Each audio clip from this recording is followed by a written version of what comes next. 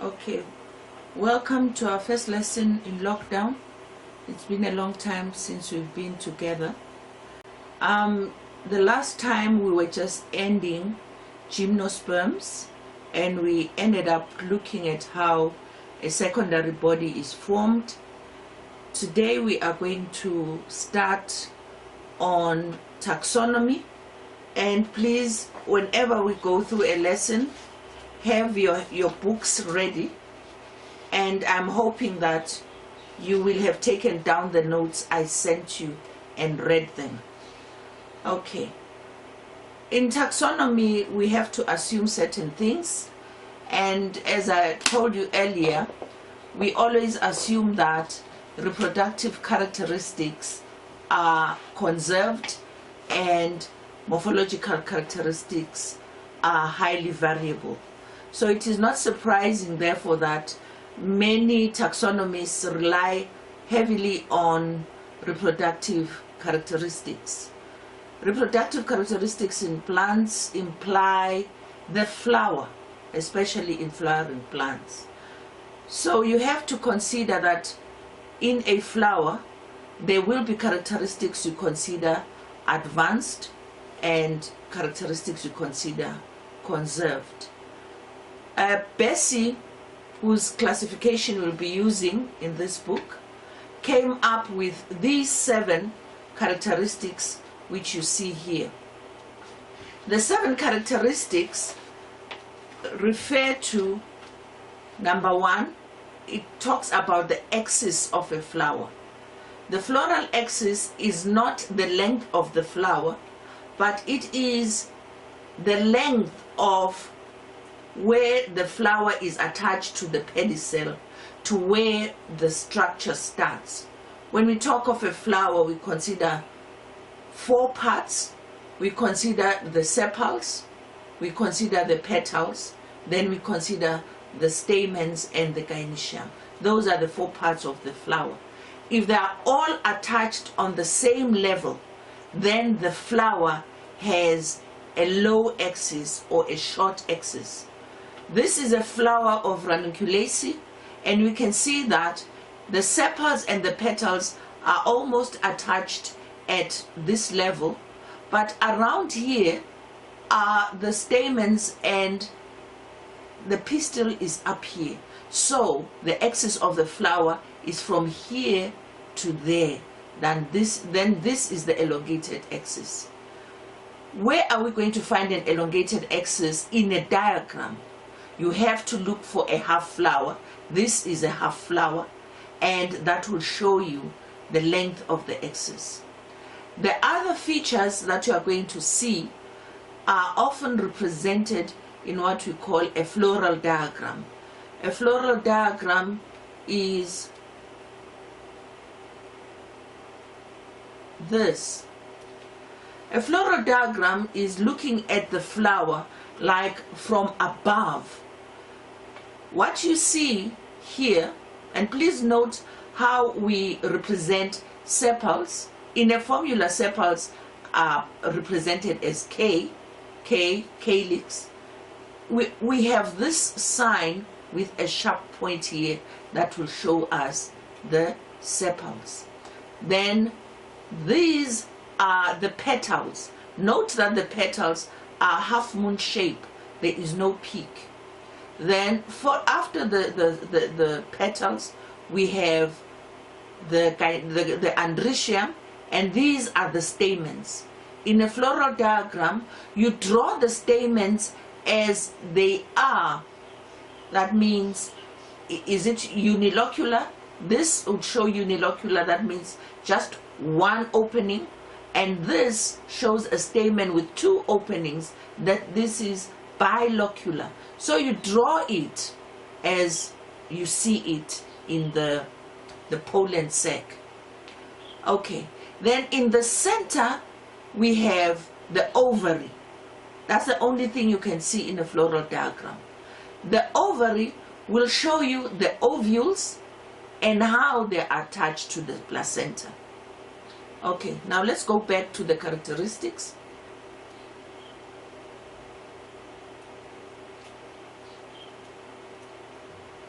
Okay, the second characteristics says all or at least some of the flower parts are spirally arranged.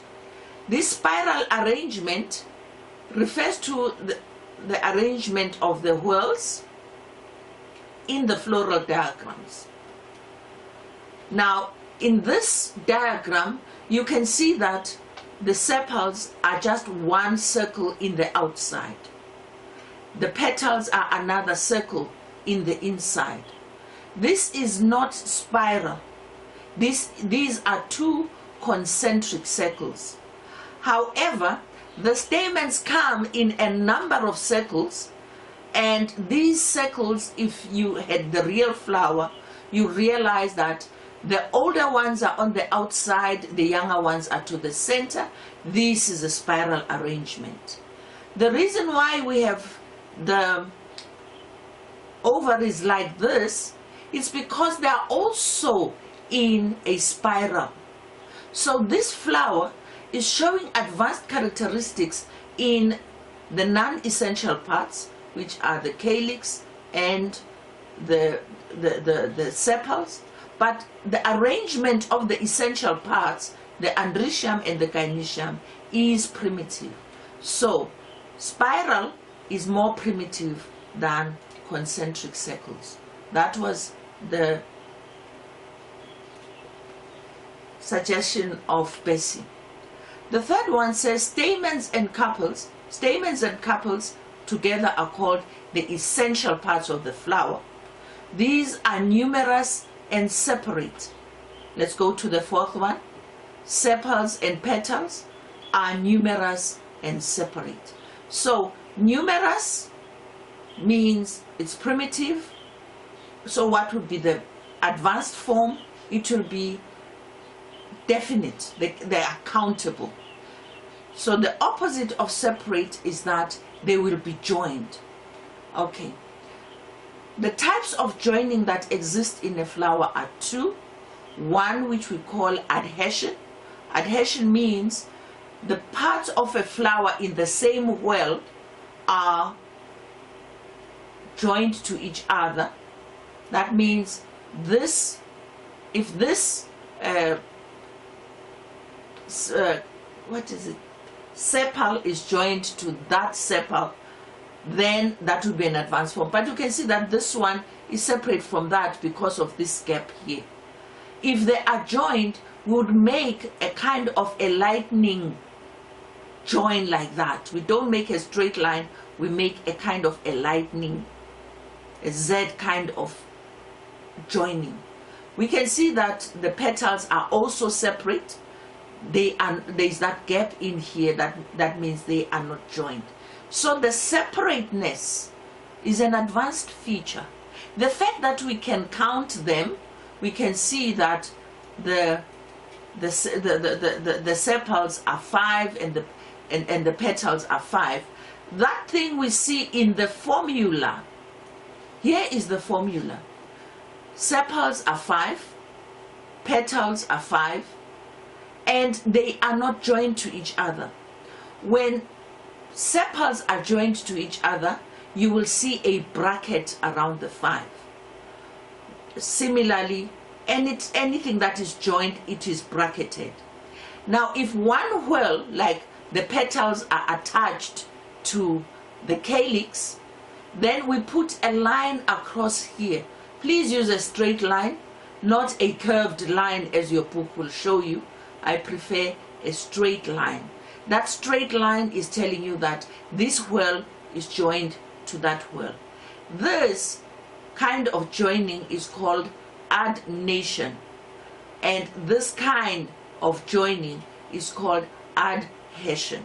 So adnation and adhesion are a sign of advancement. Since we can count these, this is an advancement. But look over here.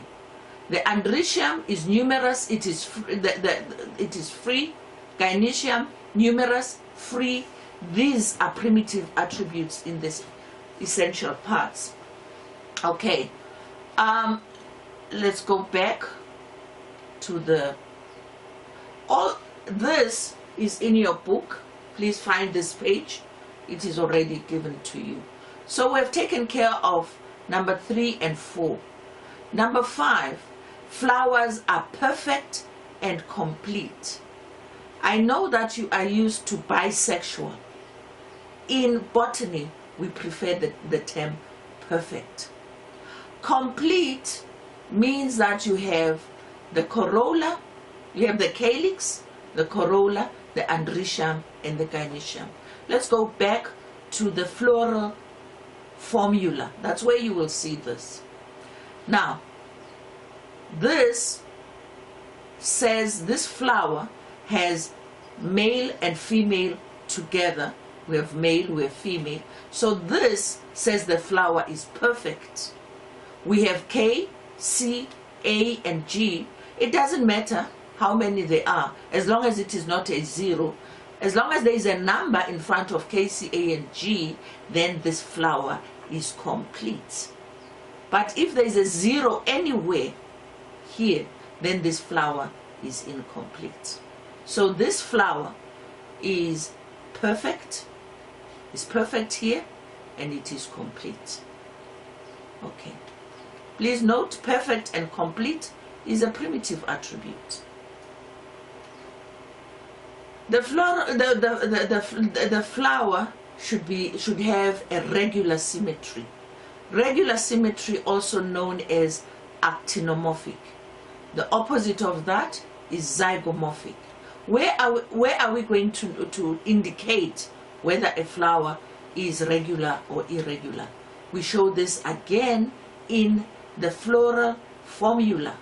This sign here says the flower is regular, the plus. If it is irregular, it is a kind of a division sign which is sideways, a dot, a line, and a dot. That is irregular. It is an advancement of the flower. So this flower has more primitive than advanced characteristics. Okay. The final character is the location of the ovary. Perianth segments and stamens are attached to the receptacle below the points of attachment. That whole explanation just means that the flower is hypogynous, or the flower has a superior ovary.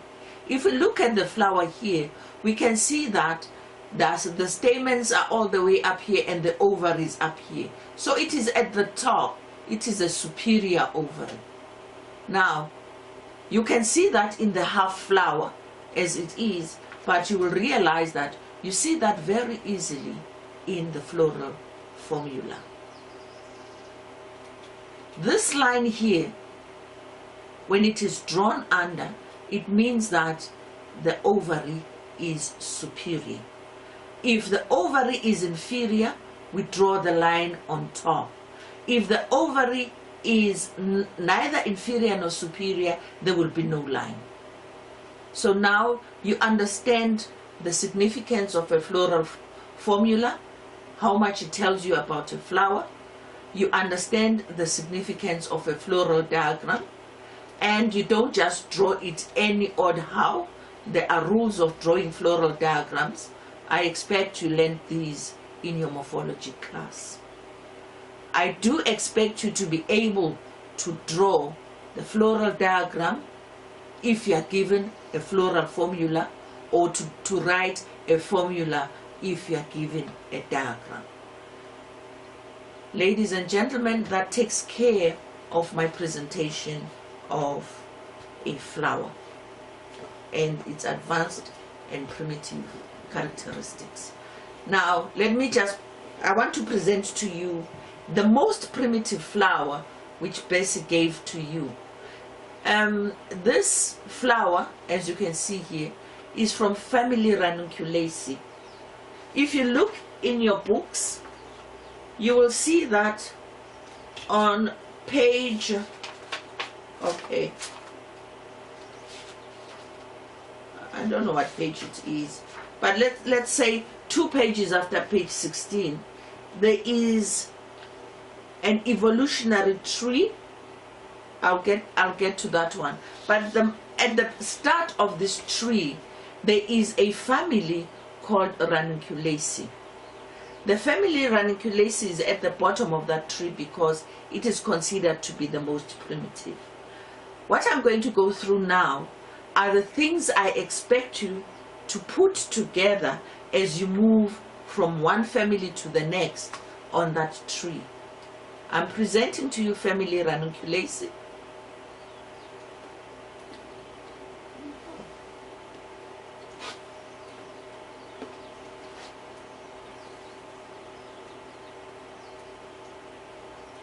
Why is it not moving? There. Okay.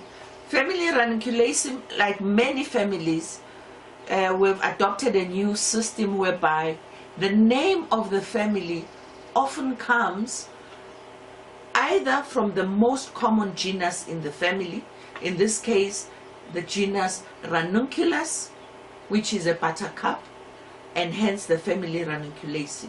These are other members of the family. So when you get to a family, try to know where the name came from, or look for the genus if it exists in that family. Know where we find members of that family. Look at what the families, most of the family members are.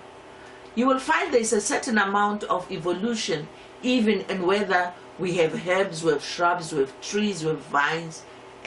This relates to the level of evolution of the group. The inflorescence, please note, an inflorescence is not a flower. An inflorescence is a group of flowers. I will not go back to inflorescences, I assume you will have done them, but I would like us to look at the flower itself, which is what we use to create data on the family. When you look at a family, there will be a common form and there will be a rare form. When you make inference about a family, please use the common situation and refer only to the rare situation. Put the 7 characteristics I've just gone through. Indicate whether they're in the primitive mode or in the advanced mode.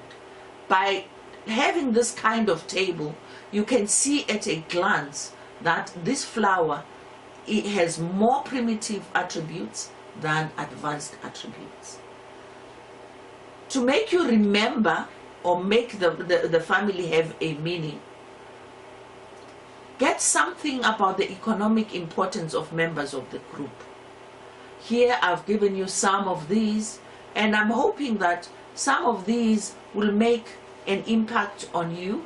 If you're asthmatic, if you have piles, if you know somebody with a blood disease, or if you have menstrual troubles, or if you have, your animals have had wounds, then you know which members have been used in this group to address those medical difficulties. How you remember this is purely up to you. But please note that you are expected to be able to draw a half flower, make a floral diagram, and make a floral formula depending on the data given to you. Thank you.